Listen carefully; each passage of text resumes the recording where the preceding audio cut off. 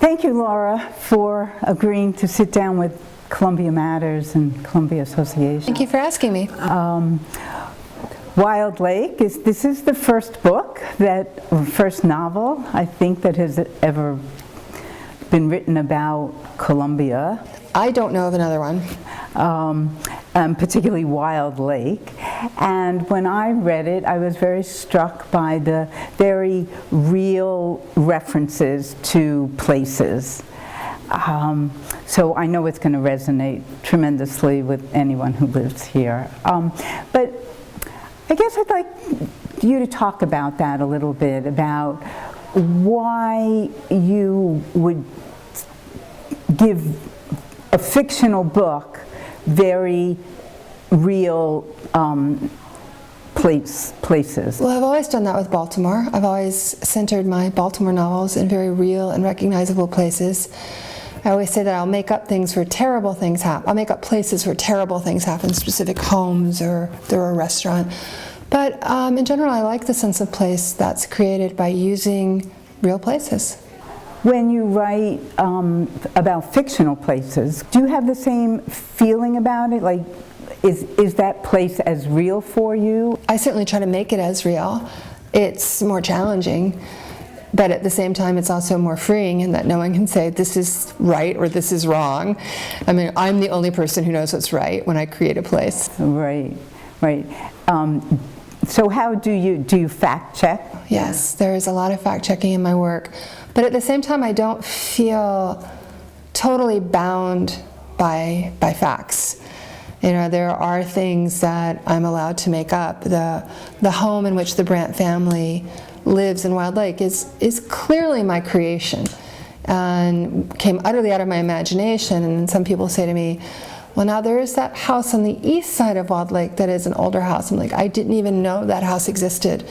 Or if I did, I didn't remember it. I had a very different house in mind when I wrote about the Brandt family home, which is, you know, actually literally transported to the site. And I was actually referencing an event that I remembered from San Antonio when I was a reporter. So fiction writers are very, very good recyclers.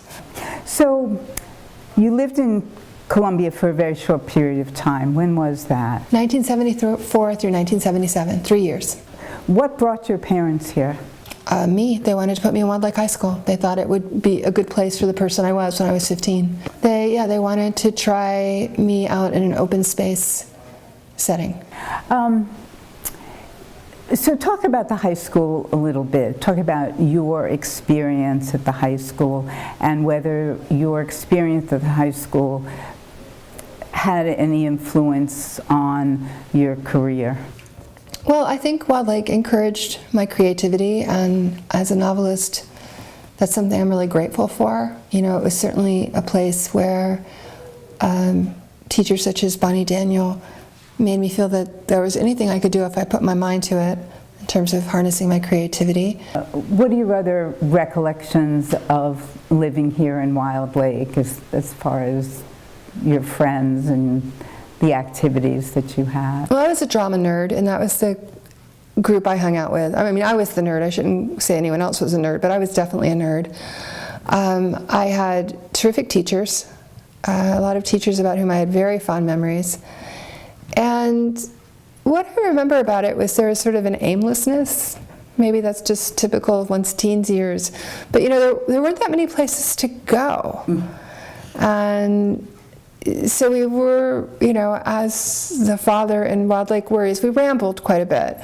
We went to the mall and we wandered around and around, and we walked around the lake, and, you know, if people had cars, we drove places, but we didn't really have any particular place to go, as the song would have it.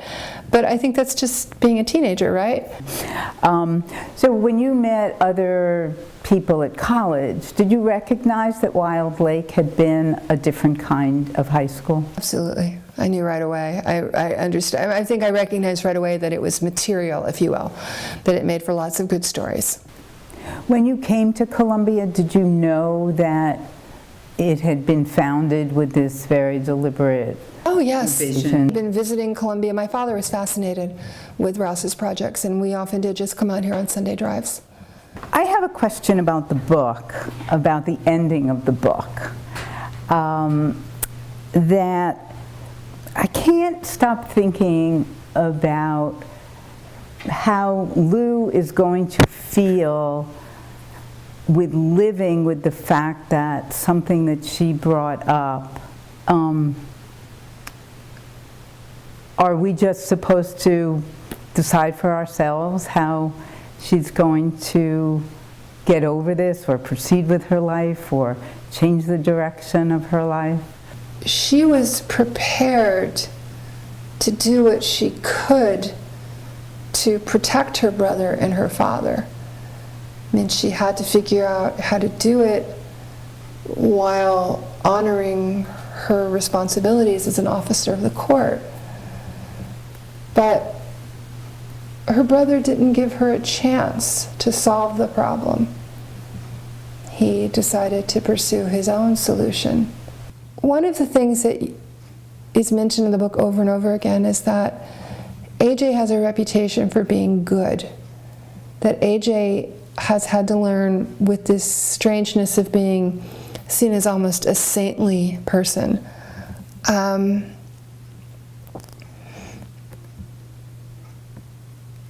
How invested is AJ in that image of himself? How important is it to him to be thought of as a good person? Almost all of the events that unfold as a result of this one night in the life of several young people. And everything that happens in this book happens because he's desperate to be thought of as a good person. There are several deaths in this book, and with them, secrets go with them.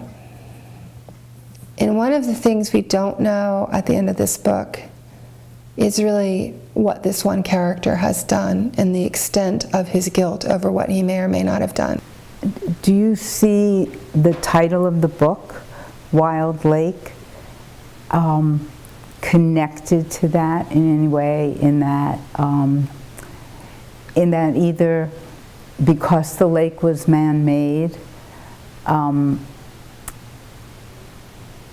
if that entered into it? When you create something that mimics nature, it will become like nature. Wilde Lake is a man-made lake, but it can overflow, it can cause flooding, a boat can capsize in it. Man can create things, but man cannot control things. Thank you so much. I think that's a great place to end. Thank you. And we really appreciate you coming to Columbia, and I think all of Columbia will enjoy seeing Wilde Lake through the eyes of your wonderful characters. Thank Thanks you again. so much.